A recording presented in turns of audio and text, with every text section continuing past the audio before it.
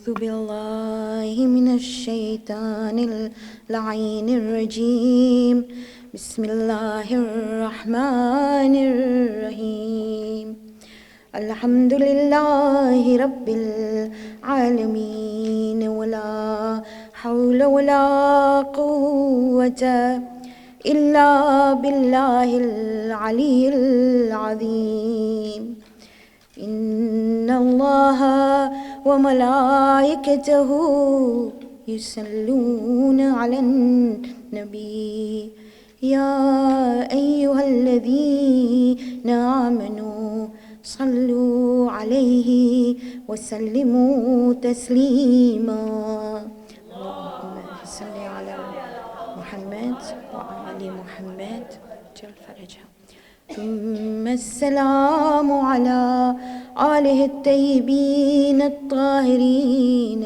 المعصومين المظلومين ولعنة الله على أعدائهم الأجمعين إلى يوم الدين صلوات اللهم صل على محمد وآل محمد وعجل فرجهم رب اشرح لي صدري ويسر لي أمري واحلل عقدة من لساني يفقه قولي قال الله سبحانه وتعالى في كتابه المجيد وفرقانه الحميد بسم الله الرحمن الرحيم ولله الأسماء الحسنى فادعوه بها صدق الله العظيم صلوات اللهم صل على محمد وآل محمد وعجل فرجه السلام عليكم ورحمة الله وبركاته.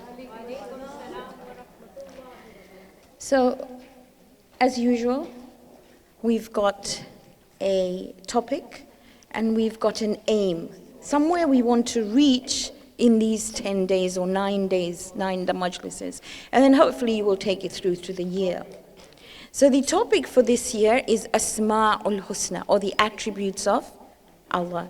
Now you have a chart with you, which has the 99 attributes.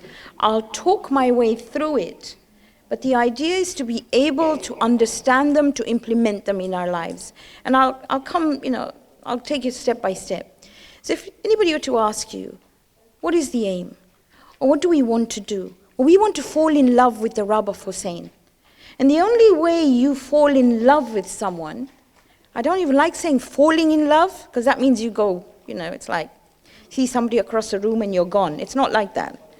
It's really understanding and being able to be in love with the Rabb of Hussein through Asma'ul Husna.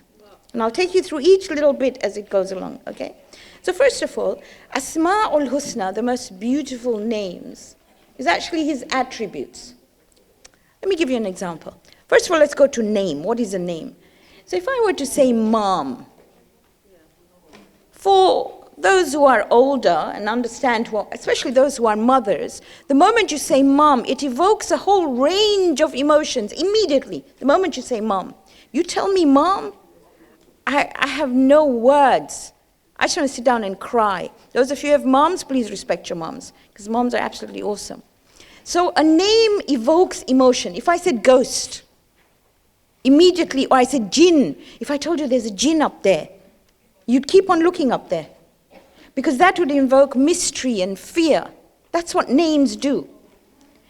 And with people, names and attributes don't go together. With Allah, every attribute is, or every name is his attribute. I'll give you an example. So I have my friend Zinat sitting there, right? If Zinat didn't know how to read or write, she's awesome at it, she'd still be Zinat.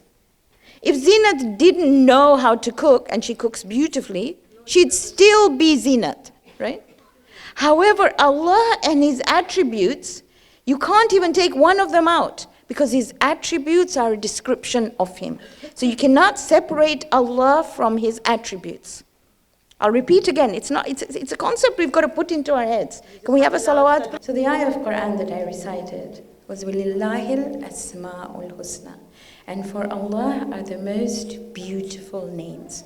فَادْعُوهُ بِهَا. Call him by them. And this is Surah number 7, ayah 180.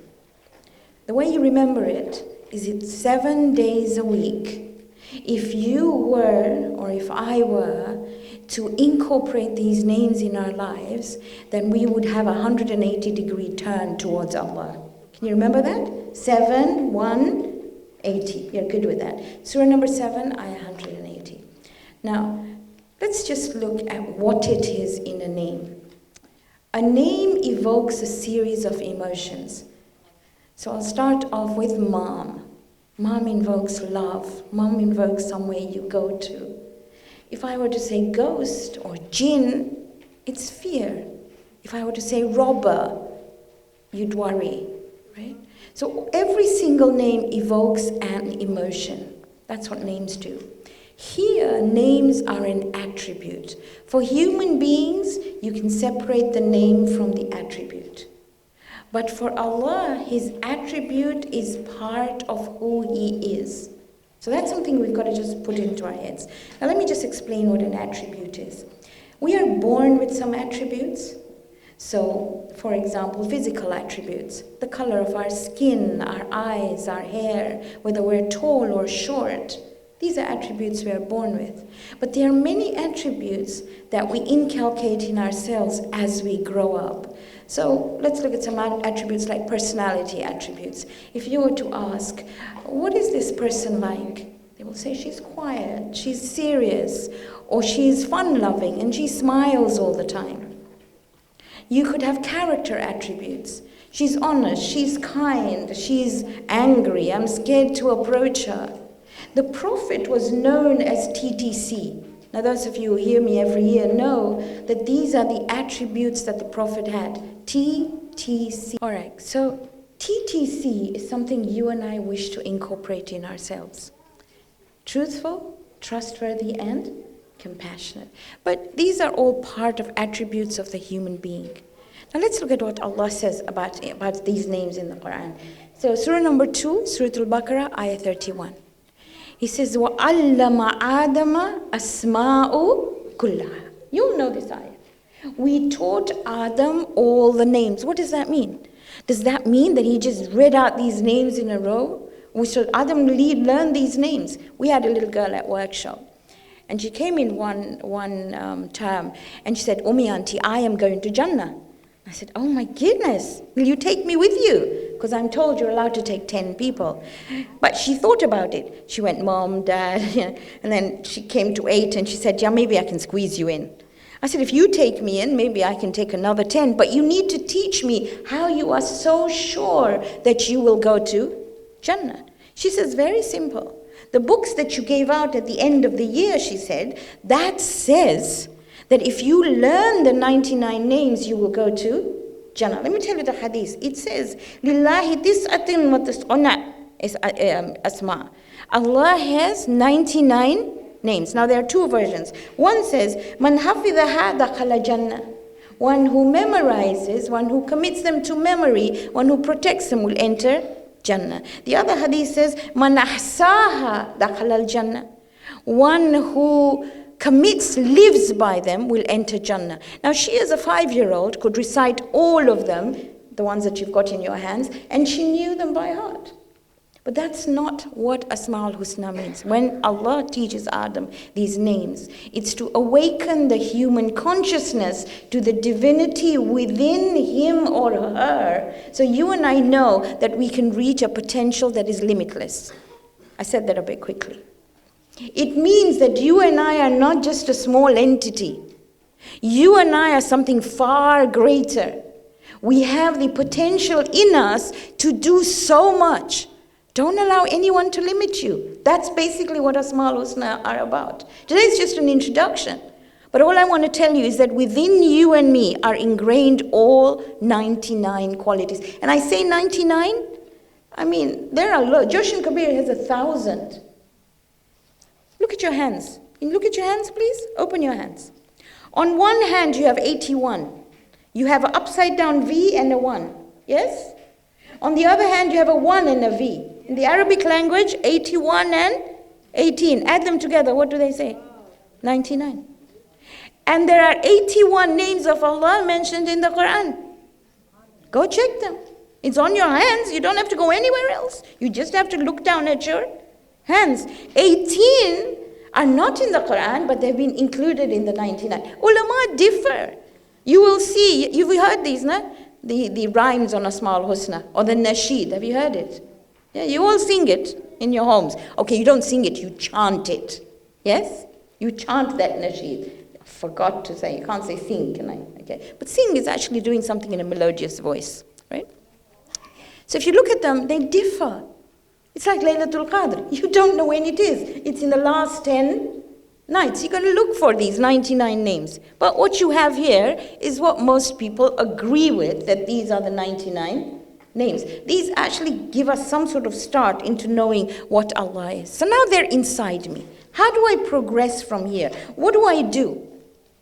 First of all, it's to be able to see Allah everywhere. You know, when Imam Ali was asked, do you actually believe in a God you can't see? He said, no. I see God before me, behind me, above me, below me, and all around me. What did he mean? What does that mean? It means he saw the attributes of the Creator in absolutely everything. Let me take one simple thing. What I've done today was just have an introduction to you and say you're praying. Yes? Salah. We all pray, inshallah. 5 times a day? Okay, 5 prayers 3 times a day. But you should pray 5 times a day, okay? 5 prayers. So in your 5 prayers, what do you start with? Okay, I'm going to have this session with you. You start with Takbiratul Ihram. What do you say in Takbiratul Ihram? Allahu Akbar. What's the name of Allah there? Allah. In Takbir, there are 2 names. Look at your chart. One of them is Mutakabbir, and one of them is Kabir. You need to know these numbers. This is a number lock. By the way, your passwords should reflect what is in here. So the number lock, you've got Kabir, you've got Mutakabbir, and just to make it easier for you, Kabir is 37, Mutakabbir is number 10. You can look, okay. After that, what do you do? Suratul Fatiha. In Suratul Fatiha, what do you say? Bismillahir Rahmanir Rahim. What are the names of Allah there? Rahman and Rahim. What numbers are those? Number 1 and number 2. Maybe we'll have a lesson on numerology. Then what do you say? Alhamdulillahi Rabbil Alameen. There's a name of Allah called Hamid, one who is praiseworthy. Yes? Rabb is not part of the 99 names. We'll talk about it tomorrow. Ar-Rahman Ar-Rahim. Then what is it? Maliki Yawmiddin. What number is Malik or Malik? Come on, quick. Look at your charts. What is Malik or Malik? Number 3. So can you see how these names come up, right? And then you may have Suratul Ikhlas.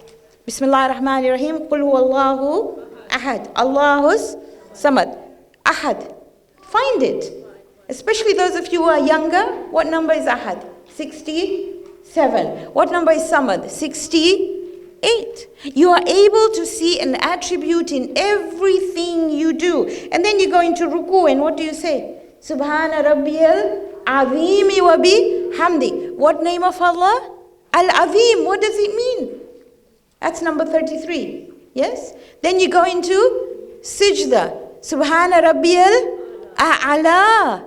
And there's a name of Allah which is called Ali. Quite easy to remember. Ali is number 36. What surah number is Yasin? 36. And what is 36? What is Yasin? Qalbul Quran, the heart of the Quran. Where does Ali reside? In your heart. Can you remember 36 now?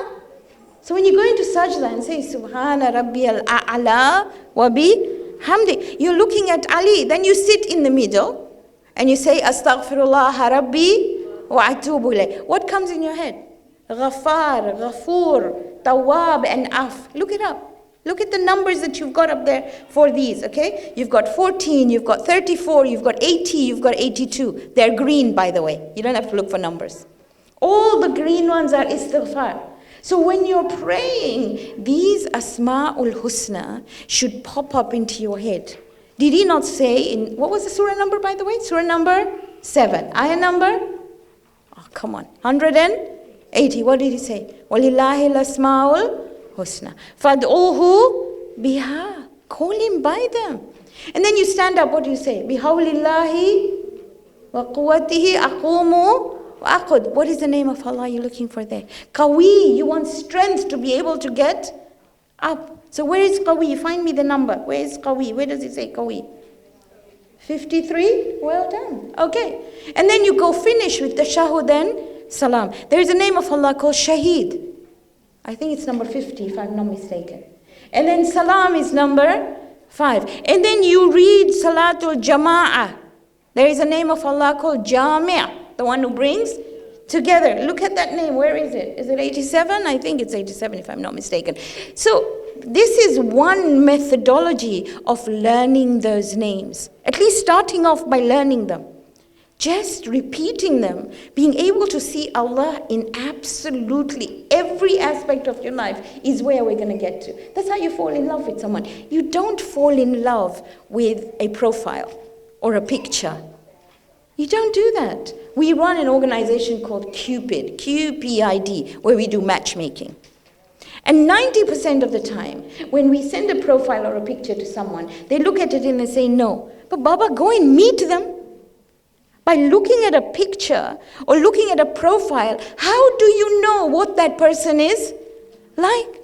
Just go see them. No, this doesn't click with me. Sorry, it's the young people I'm getting to here. This doesn't click with me. What does that mean? How are you going to know who this person is like unless you meet them? Meeting them doesn't mean you will marry them.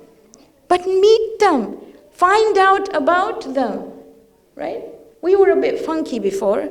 In my time, or people before me, we had these arranged marriages. Did you have that? Okay, don't answer, okay? And we got to know this person, and by the time you got to know him, you had grandchildren. So you thought, well, can't do much about it. These people today have the opportunity to find out well before. So with Allah, sorry, I diverted a little bit there, well before. So here basically we've got to learn is how are we going to get to know Allah? We will never know Him because whatever we think of Him, He is much better. In Hadith Qudsi, He says, I am what my Ab thinks of me. If you think of Him as something small, He will remain small for you. But He is absolutely phenomenal, as we will see in all the names that we are going to go through, I hope, within the next 9 days. But there is a methodology of using. You can't just, let me give you an example. So say for example, we have a king now. We don't have a queen anymore, do we? Okay. So say for example, King Charles one day said he wanted to come to Bustan-e-Zahra for a majlis. All right, Camilla, because we can't have him here, right? So say she wanted to come. I don't know what you call it. You call her Queen Camilla. Okay, so Queen Camilla wanted to come in for a majlis, yes? I can guarantee you won't be looking at me, you'll be looking at her. But you're not going to say, hey, Camilla, come and sit here. Are you going to do that? That's a human being, you're not. You're going to say, ma'am, you're going to curtsy, you're going to say, whatever. Are you not? Yes, there is a methodology. In the same way, when you want to ask Allah for something, did He not say in that ayah, Fad'uhu biha, use these names to call me. You've got to use the right name to be able to call Him. That's why He said, learn them. So let me pick Sulaiman. You know Sulaiman, yes? Prophet Sulaiman. Phenomenal personality. Sulaiman had the most awesome kingdom. Nobody has a kingdom like him. Surah number 38, ayah 35. Look it up, all right? So he says, Rabbi ghfirli, the first thing he says, forgiveness. Wa habli mulkan, grant me a kingdom that you have given no one. So he's got to use the right name, right? The name he uses is Innaka Antal Wahhab. Go look in your chart for Wahhab. Wahhab is the one who grants you gifts, who gives you beyond what you deserve, who gives you something that you did not earn. A gift is something you don't earn. A gift is something somebody bestows on you. So when you and I want something from Allah, we've got to find the right combination, or learn all of them, and spray and pray, right? Use the whole lot and say, well, pick what you like from there. It's like the little girl. She was praying, and her grandfather was standing. And she finished her namaz, and on her musalla she was going, Alif, Ba, Ta, Tha, Jim, Ha, Kha, Dal, Thal, Ra, Za. And her grandfather said, Beta, what you doing? Why are you reciting the alphabet? And she said, look, I don't know these long du'as. I'm sure God can put them together and He knows exactly what I'm looking for. Right? We can't do that because we're adults, we're understanding, we know what we're going to do. So we've got to find the right combination here. Today I'm going to go through one name, and the name I'm going to look at is Allah. It's not part of the 99. If you look at your chart, it's right at the corner. Because Allah, in essence, is an Ism A'zam. It's a combination of all 99 names. If all 99 names were melted into a pot, Allah would come out. So let's just talk about it first. Introduction to Allah, Surah Al-Ikhlas. Qul huwallahu ahad, Allahu samad, lam yalid wa lam yulad, wa lam yakul lahu kufuwan ahad. You recite that surah 3 times, it's like finishing the whole Quran. Okay? But the Prophet, one day, this companion comes to him and says, Ya Rasulullah, what is the best ayah of the Quran? Now that's quite a difficult thing to say. The Prophet said, you tell me. He said, Ayatul Kursi. And the Prophet patted him on his back. Now the Prophet didn't sleep without reciting Ayatul Kursi. Didn't wake up without reciting Ayatul Kursi. And after every salah, he recited Ayatul Kursi, which is 7 times a day, because that's an introduction to who Allah is. I don't have time to go through Ayatul Kursi, but I'm just going to give you some examples. It's the most mentioned name in the Quran. 2,816 times. If you want a surah of Quran that has Allah in every ayah, is Surah Al-Mujadilah. If you're going through a hard time in life, read Surah Al-Mujadilah. Because for that particular woman, my goodness, a whole law was changed. It's surah number 58, by the way. Okay, but we're on the name Allah. So let me pick a random person. Let me pick somebody who's most mentioned in the Quran. Prophet Musa. You know why he's most mentioned? Because he talked a lot. Talked to Allah a lot. Just chattered his life away, which you and I should do, right? Surah number 20, Surah Taha, ayah 14. So Musa is with his family. He's cold. It's a winter's night. And he's looking for some comfort. And he sees a light in the distance. And he says, wait. Tells his wife, Safura, wait. Wait here. Don't go. She's heavily pregnant. He says, wait. I'll go and see who that is. He goes up Mount Sinai. Now you can imagine this guy. He's not expecting this. And suddenly he's told, take your shoes off. This is a sacred place. And he's sort of, oh my goodness. And then from the fire a voice comes. Innani anallah. I am Allah. This is Quran, read it. La ilaha illa ana. There is no God but me. Fa'buduni wa aqimis salati li dhikri. Get attached to me. Be my servant. Now, I'm going to come into this in a minute.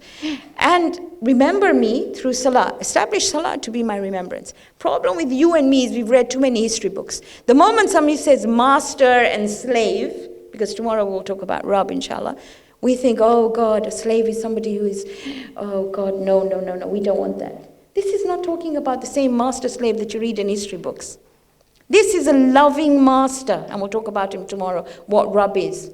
We've got to change our perception completely. It is this strength that Musa had when he went to Fir'aun. He kept on thinking of that name. Innani anal. Allah is with me. Why am I worried? Why should I worry about absolutely anybody who is there? Let me give you another story before we go on to what we have to. A woman loses her child in Medina. And there is no such thing as in Medina when somebody loses their child, there is no lost and found. There is no police who will come and find the child and put it on. You know, you all know about Madeleine McCann. You've heard about her, haven't you? And it really makes you sad that a mother and father have to lose a child like that. She loses her child.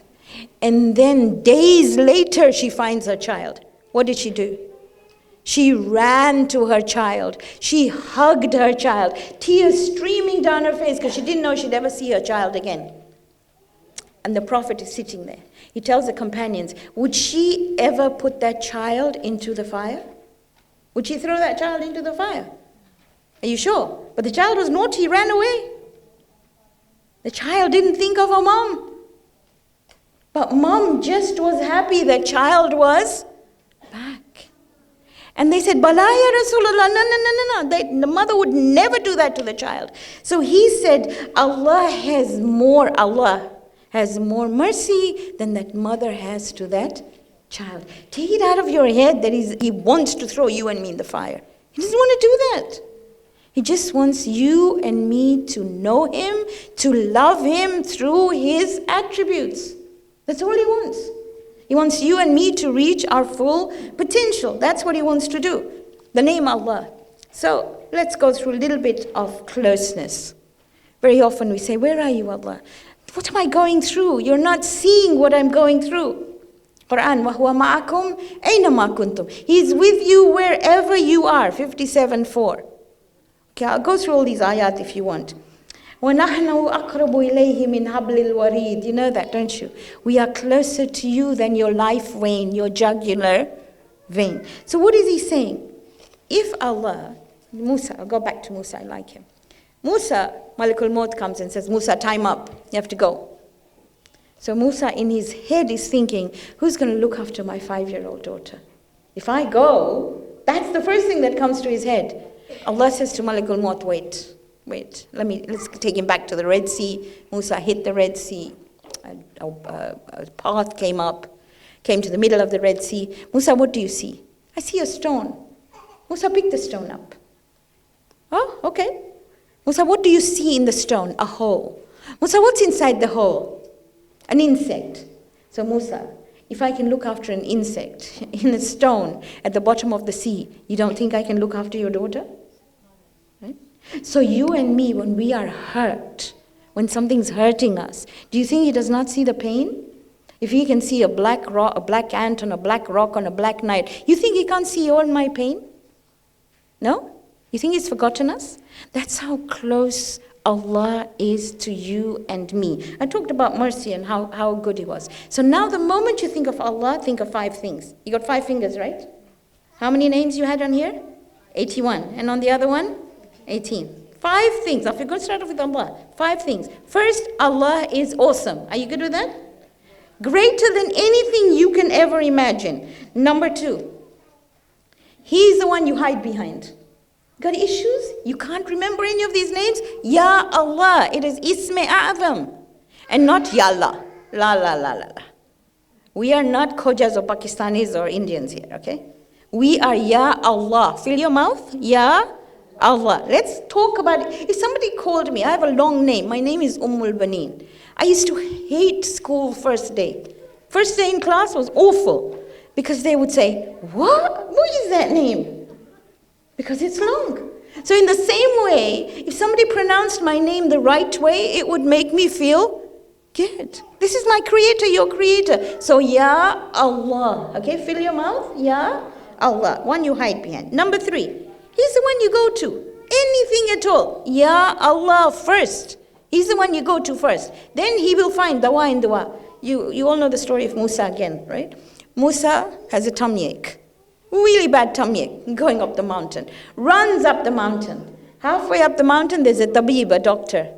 Doctor says, Musa, what's the matter, Ya Nabi Allah? You look pained. He says, I got tummy ache. He said, come, I'll give you medicine. He said, la, la, la, I go to Allah.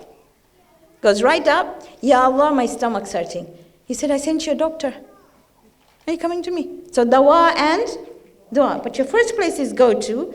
Number 4, Allah means extreme love. I'm not going to go to the Arabic polemics, but it actually means extreme love. And number 5, Imam Hussein. We've just finished Dua Arafah. Have you finished Yawmi Arafah? Did you read Dua Arafah? So one extract from it. Imam Hussein tells Allah, Ya Allah, who is the one? Or he says, what did he find who lost you? And what did he lose who found you? Right? It's a beautiful thing. Once you find Allah in your heart, you don't need anybody else. So today, before tomorrow, inshallah, if I see you here, you will recite Ya Allah as many times as possible. Can you do that? Ya Allah. Not much. وَلِلَّهِ الْأَسْمَاءُ الْحُسْنَى فَادْعُوهُ بِهَا. Make a whole list of what you want. And write down, Ya Allah, khalas, that's it. That's all you need to do. Okay, now Muharram. First of Muharram. I say this all the time. Repeat it as whatever. Hopefully you're fasting. If you're not, then the 9 days, the first 9 days, mustahab to fast. Lots of ahadith. Imam Radha to Rehan, are you fasting? He said, no. Imam Rida is telling him, did you know this is the day that Zakariya prayed to his Rabb? What did he say? Rabbi habli min ladunka dhurriyatan tayyiba innaka sami'ud du'a. Zakariya is how old? 75. And he's asking for a son. If somebody who's 75 years asked for a son, what would we say? What is wrong with you? But he asked for a son then. So you want the impossible to become possible today? What was that name you were going to say? Ya Allah. And ask him. That's number one. Number two, azadari. Azar is Arabic for grief or mourning. Dari is Farsi. I don't know how we put those two together. We said azar, dari. And in the mourning of Hussein as such, there's lots of cultural differences. People do things differently. Doesn't make one better than the other. All I'm trying to say is that these 10 days, let's try and respect who Hussein was, what this is about. Majlis means a gathering where you sit down. What is a majlis for? It's a reminder. You understand your purpose of life. Hopefully we will understand Asma'ul Husna. Hopefully it's not merely a ritual. You didn't say, oh, I got to a majlis and that's it. That's not what it's about. I was telling somebody in the car today, I don't think anybody appreciates the amount of time it takes to speak. I mean, I'm a student. You have an expert over there, okay? But when people come and sit here, it takes us at least I don't know how long it takes you, but 6 to 7 to 8 hours to talk like this. It's hard work. And when I look around, I think, oh my goodness, I don't know anything. And I don't, literally don't, okay? So to be able to just take a little bit of what we're saying, because we're trying hard, we're changing ourselves first. Marthia, my goodness, it's amazing. So Imam Sadiq, he's sitting with a group of people. Ja'far ibn Affan walks in and he says, Ja'far, I understand that you read eulogies, or rather poems, in the name of Hussein. And he said, yes. And Imam said, come sit down, read. And when he recited, everybody's got tears in their eyes. And Imam tells him, oh Ja'far, the angels close to Allah have descended here and heard your verses. These are his words.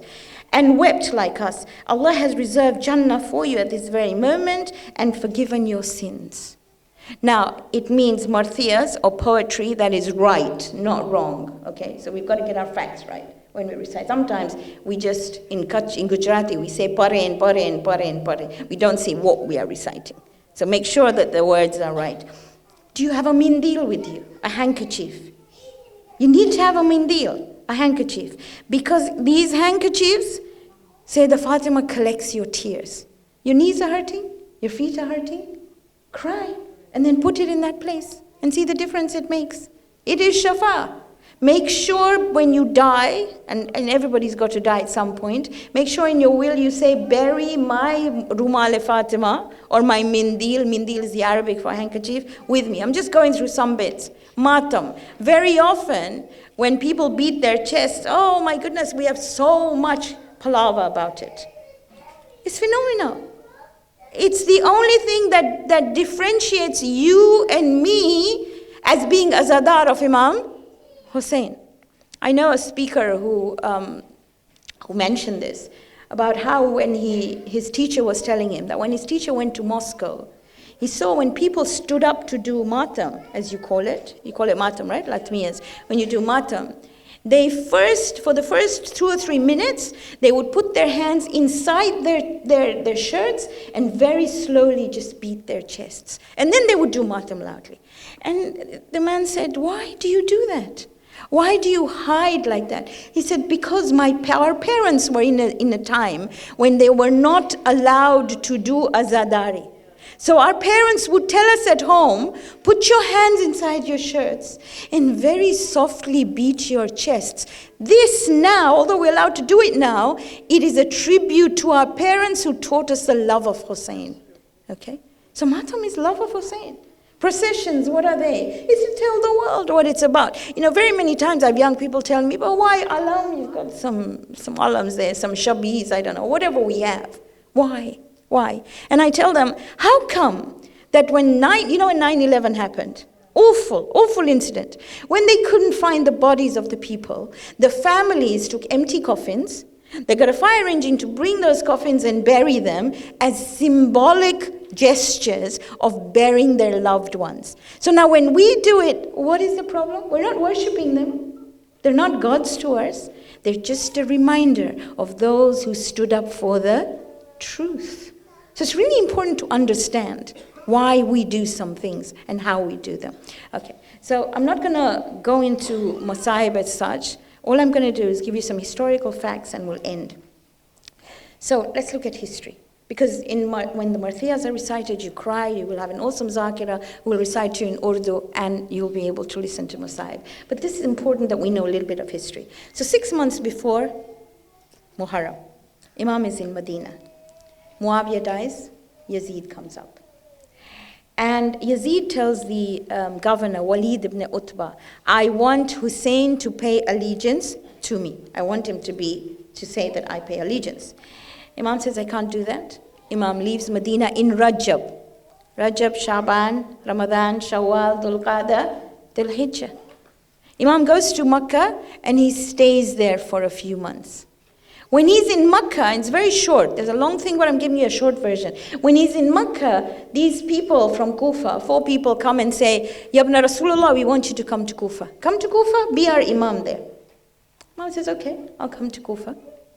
So Imam leaves, taking his whole family, everybody, and they go towards Kufa. As they are going towards Kufa, there is a message that goes to Yazid that says, Imam is going towards Kufa. And people in Kufa are really there. They're all waiting for him, right? Yazid takes some advice. He takes his advice from his counselors who tell him, shall we tell you what your father would have done? He would have removed the governor of Kufa and he would put a governor who is far more stronger. Now before Imam leaves, by the way, he says an ambassador, you all know this, Muslim ibn Aqil. And when Muslim ibn Aqil is there, he tells Imam, the people of Kufa are waiting for you. So the person who is in charge of Kufa is changed to Ibn Ziyad. This is historical, you've got to know it, and I'll tell you why we repeat it all the time. So Ibn Ziyad becomes he's appointed him. Now people have not seen Imam Hussein for a long time. So Ibn Ziyad enters Kufa with a niqab. He wears a COVID mask, right? So you don't recognize him. And when he enters Kufa, oh my goodness, they say, this isn't Hussein, this is Ibn Ziyad. And he rains terror on them. He kills Muslim ibn Aqil, Hani ibn Urwa, anybody who's a Shia, he kills them, he beheads them. So Imam is on his way to Kufa. Who intercepts Imam? Hur, and we'll talk about Hur. Hur is sent to intercept Imam. You all know this story and we'll keep on repeating it. But that is basically the basis of how Imam ends up being diverted to Karbala. And I'll tell you how there were so many conversations that Imam had. Now, one of the people whom you probably know who was very intelligent was Umar ibn Sa'd. Have you heard about him? He had these conversations with Imam, negotiations with Imam. And Imam agreed. You know what? Leave me alone. Let me go to Kufa. They said no. Imam said, okay, then let me go home. I will go home. I don't want to enter into this conflict. So Umar ibn Sa'd sends a message to Ibn Ziyad and he says, you know what? Hussein has agreed. We've come to a conclusion. He will go home. He will not interfere in politics. And Hussein is gonna talk to Yazid and they will have a conversation. Ibn Ziyad is convinced. But Shimmer says that is never going to happen. Never going to happen. He will die here. We will have to kill him, otherwise it's not going to happen. So this is historical facts that we listen or we hear about, but because they're read in Masaib, we sometimes overlook them. All I need you to do is close your eyes for a minute and just imagine the arrival of the Ahlulbayt in Karbala. So they arrive there. Imam says, what is the name of this place? And somebody says, the different words, Nenawa or Gharadiya or whatever name. He says, no, there is another name for this. And then somebody says, a Bedouin is passing by, or somebody says, go ask this person who knows history, whatever the case might be. And he says, Karbala. And Imam says, this is the place, we will stay here. And I'd like you to just imagine how Sayyidah Zainab felt when the tents are laid down and she says, I don't feel at ease. I can hear a woman crying. I don't know what's happening. She calls her brother and she says, what is this? What is this place? I can smell blood in the sand. I can hear this woman crying. And he says, you know who that is? That is Mama. That is your mom and my mom. She's crying for Zainab. It is here that we will be resting for the rest of our lives. Inna lillahi wa inna ilayhi raji'un. Saya'lamuna alladhina zalamu ayya munqalibin yanqalibun. Let us pray to Allah subhanahu wa ta'ala to give us the tawfiq to be able to understand that Asma'ul Husna, to be able to know these names so that we enter Jannah, whether as QBZ or BZ or whatever it is, but to enter together knowing Asma'ul Husna. And we're here to help each other, inshallah. Right? ربنا تقبل منا إنك أنت السميع العليم.